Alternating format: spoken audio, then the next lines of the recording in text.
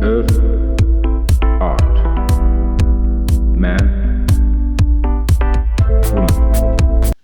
Hello all, welcome to another episode of Dale's Film and TV Insights. Today we're talking about Life of Chuck with Tom Hiddleston, something that I watched recently, and it's also going to be the fourth Stephen King movie of recent times. I think in the last year. We've had The Monkey, Salem's Lot, we've got The Long Walk that's just coming out, and we've also got Life of Chuck, which I've just watched. Long Walk actually is going to be the next film I probably watch. I'm going to watch this Friday and I'll review that shortly. So yeah, we're going to go on to this, Life of Chuck. When I saw the trailer, it looked absolutely amazing. The universe is large. And it contains multitudes. But it also contains me. I don't like spoiler trailers. I'm more of a, if it looks like it's going to reveal too much, I'm looking away. And it looked like such an interesting film that I just looked away. I didn't watch any of the trailers. I thought, okay, looks good. Let's not spoil anything. I hope I don't spoil anything for you today. This film is like a nostalgic, fresh, kind of life-affirming movie that kind of gives us this whole pause, because I think the world's a little bit crazy, and I think there's nothing better than nostalgia. There's nothing better than, unless you've had a really terrible life, but there's nothing better than thinking back to your childhood when things were good, you weren't paying bills, you didn't have to work every single day. But yeah, it's like that. It's remembering the human things about us. Everything you see, everything you know. The world, Chuck. Planes in the sky, manhole covers in the street. Every year that you live, that world inside your head will get bigger and brighter and more detailed and complex. You will build cities and countries and continents, and you will fill them with people and faces, real and imagined. You understand? Just the things, the personal, the feelings, the emotions, the conversations, the closeness with people. And that's what this film, I believe, is aiming to do. Does it do it well? I'm going to say it does it okay. I think it could have been a lot better. It could have been, it had so much material to be such a good movie that I just felt it fell flat.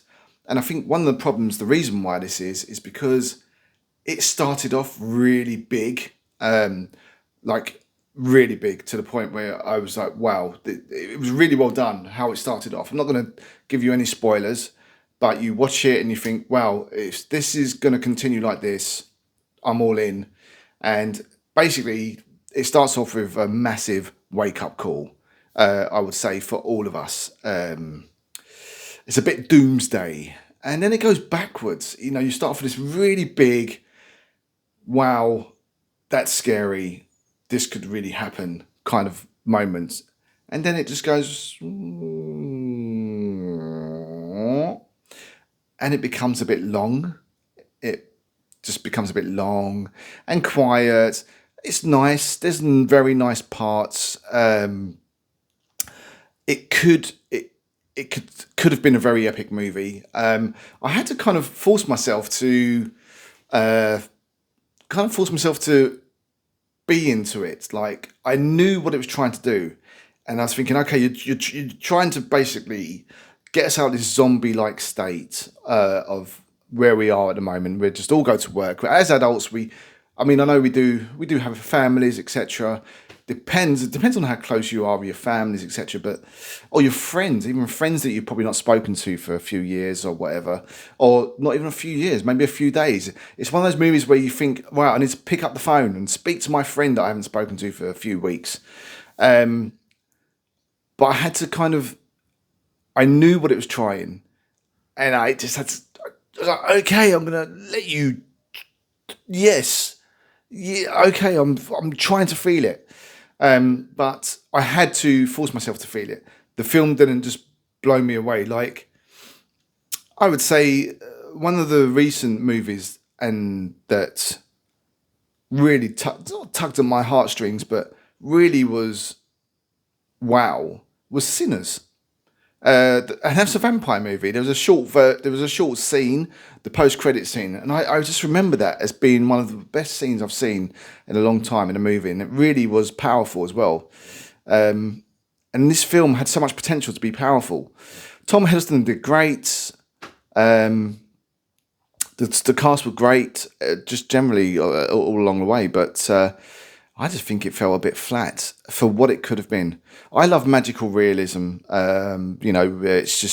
It's not beyond the realms of belief and just slightly touches on that kind of disbelief or suspended belief. And that was fine. I think it'd have been nice if it touched more on that. It just turned into some boy's biography about his first crush, which is nothing wrong with that. It just didn't do it. It fell flat. I'd give it a 3 out of 5, really. But go see it, check it out. Let me know what you think in the comments if you think the same thing or if you don't. I forgot to mention Mark Hamill, Luke Skywalker. Never, I've never really liked him post Star Wars. Especially even in when I say Star Wars, I'm talking about the original 3. I didn't even like him in the new Star Wars, but who likes anything about the new Star Wars movies? I just found I didn't find him. But in this film, I liked Mark Hamill. It suited him, suited his character, suited him, played it well, but just couldn't. There was nothing to. It's not a bad movie. It's just it could have been so much more. Anyway, check it out yourself, gang. And what am I looking forward to next? I'm going to watch that the new Leonardo DiCaprio one. What's it called again? Try Again Harder or something like that. Okay, whatever it is, I'm going to watch it. You take care. Speak to you soon. And in this moment,